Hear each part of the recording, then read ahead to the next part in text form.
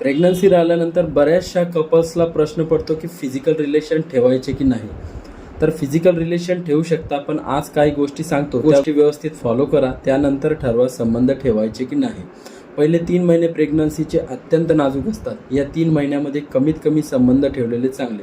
कारण जर पुरुषाला किंवा स्त्रीला काही इन्फेक्शन असतील, जसं सिफिलिस, गोनोरिया किंवा लेडीजमध्ये सिफिलिस, गोनोरिया किंवा सर्व्हिसायटिस सारखे आजार असतील किंवा इतर कुठले आजार असतील, तर ते आजार डायरेक्टली गर्भाशयात जाऊ शकतात आणि बाळाला इंजुरी करू शकतात. त्यानंतर कुठलाही एखादा मेडिकल आजार जर असेल ज्यामध्ये गायनेकॉलॉजिस्टनी सजेस्ट केलं असेल की संबंध ठेवू नये, तर बिलकुल संबंध ठेवू नका. जर नॉर्मल सर्व काही असेल तर 3ऱ्या महिन्यानंतर 4थ्या ते 8व्या महिन्यापर्यंत नॉर्मली संबंध ठेवू शकता. फक्त खबरदारी घ्यायची आहे की गर्भाशयावर प्रेशर येणार नाही, पोटावरती स्त्रीच्या प्रेशर येणार नाही, ज्यामुळे बाळाला धोका होणार नाही.